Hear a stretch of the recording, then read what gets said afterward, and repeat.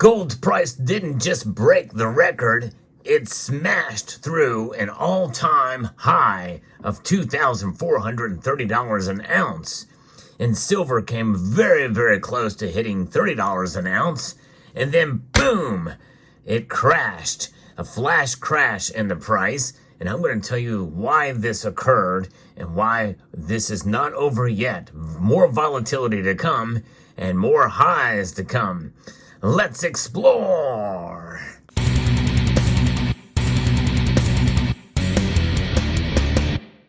It is an exciting time in the precious metals markets. So exciting to see gold and silver rocket up, kind of like a supercar in speed mode. Of course, what other modes can there be for a supercar? But sometimes as the faster you go, you can lose control and it can crash for sure. But that's essentially kind of what happened today and with gold and silver. They fell very hard, now pulling back from gains that they had received earlier in the day and taking away some of the gains that they've received yesterday in the previous trading session. And here's your market report. Moments before the markets close, gold is now down 1.18% to $2,344. And that is about a $90 move between the low of $2,332.50 and the high of $2,431.90. Very dramatic move today in the metals complex. Silver, even more dramatic. It went down. It's down 1.2% right now to down 34 cents to $28.05. It did dip below $27 though earlier to $27.87 as the low, but it got as high as $29.90 earlier in the trading day with massive volume coming in. And we're going to talk about what led to the price rising and what has led to it falling dramatically. First, what led it to go up as much as it did. We're reporting from Reuters. There's a lot of things happening in the world. And gold prices rose above $2,400 an ounce to an all-time high on Friday. That word, or those words, all-time high, are ever so constant in the community. We keep on talking about all-time high. It's crazy. For the fourth week of gains, as growing tensions in the Middle East prompted investors to seek refuge in the safe haven assets. That's not going away anytime soon. In fact, that's intensifying even as prices have pulled back. We're going to continue to see that. Stay tuned for more volatility there. And U.S. gold futures still settled a little bit lower, but taking cues from gold's upward momentum, platinum has even tested the $1,000 per ounce level. In fact, it is back down now again, where it was up almost it went over $1,000 earlier in the day, but now it's at $985 an ounce. What's really telling about the strength of gold is the U.S. dollar index, also up to 106, actually. Treasury yields are climbing, yet gold continues to rally strongly. In fact, when I checked the dollar index earlier, it was at 106. Let's see what it is now.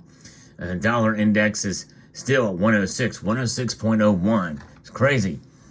It's very indicative of a strong safe haven demand, according to Jim Wyckoff, senior analyst at Kitco Metals, as reported. A reportedly imminent attack by Iran on Israel is a real and viable threat here in the Year of the Dragon as we watch these markets. This is according to the White House, giving no details about possible timing, but likely within 48 hours. So in other words, it's going to happen over the weekend, which means that you're going to want to stay tuned. On Sunday night at 6 p.m. Eastern Time, we do it every Sunday here. When we do a market watch, we track the metals complex as they open in Asia. And if there's any activity, anything that happens geopolitically around the world, well, it's going to be reflected likely in the price, especially in the Middle East here with what's going on. Now, I reported on this earlier that there was an attack on a senior Iranian general near a consulate, or in a consulate. Some people say it was the Iranians say it was a consulate, which equates to essentially Iranian territory.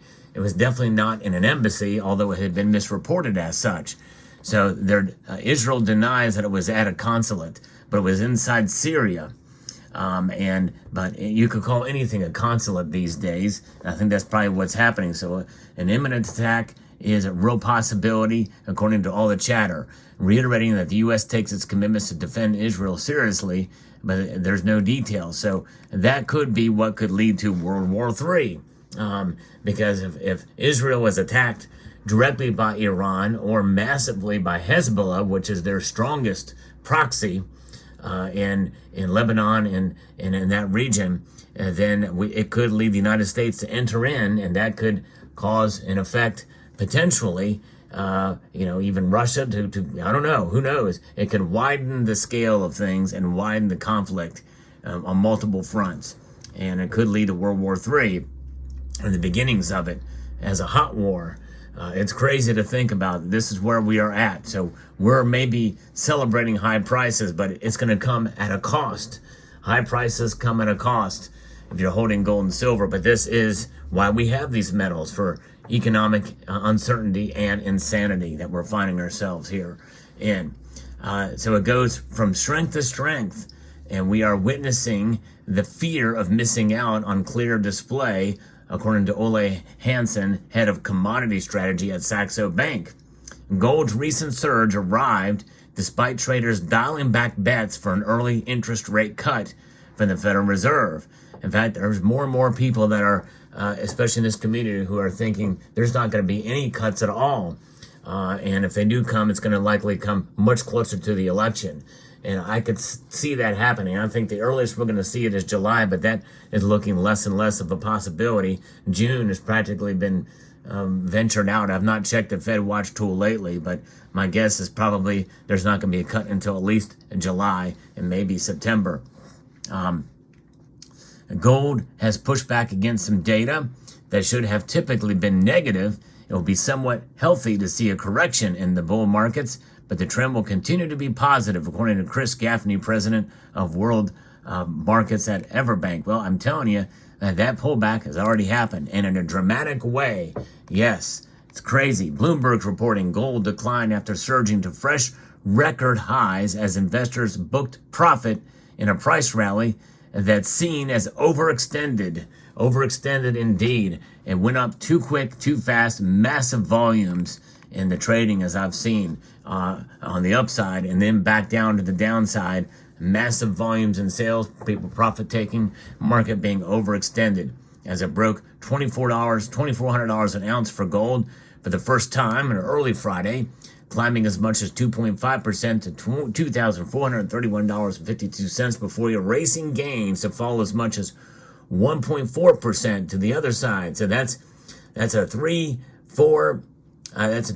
a 4% move with gold alone, and a well over a 5% move in the day for silver. That's huge, folks.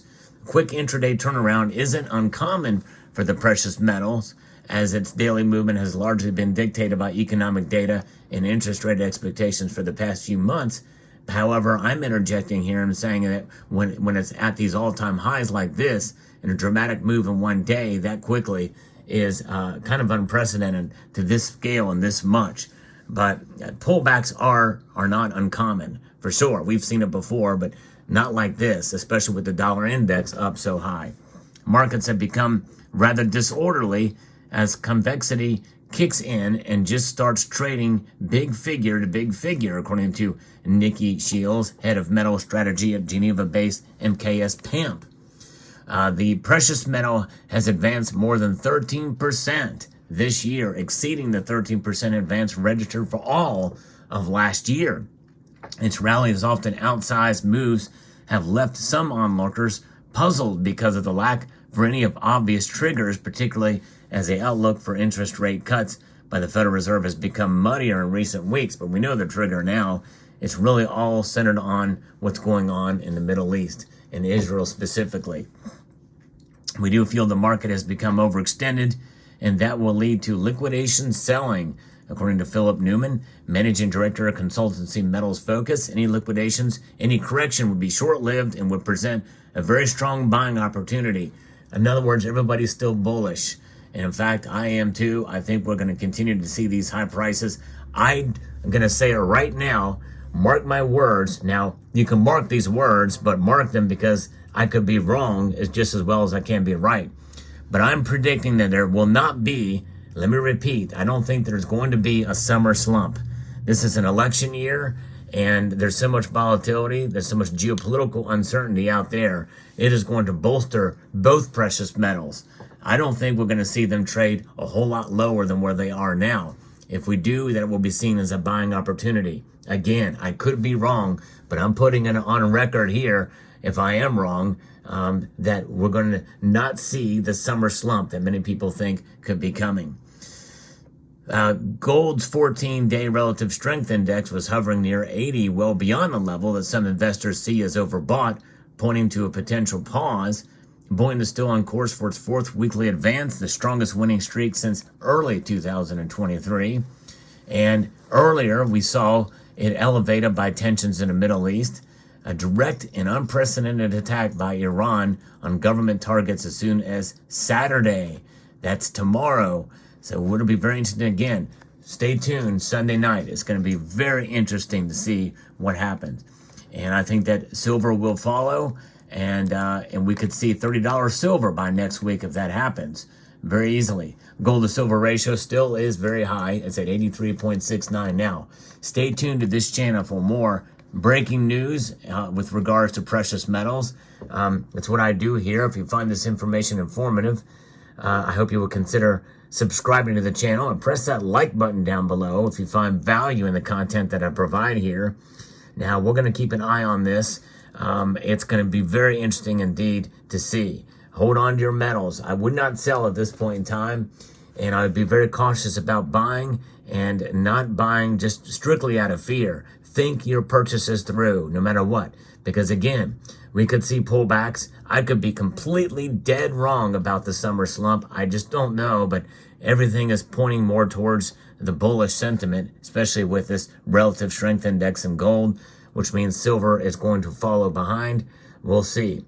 So I hope you found this video informative, insightful, and educational. Would like to extend a multitude of gratitude to each and every one of you for taking the time to watch, and to encourage you to please rate, share, comment, and subscribe.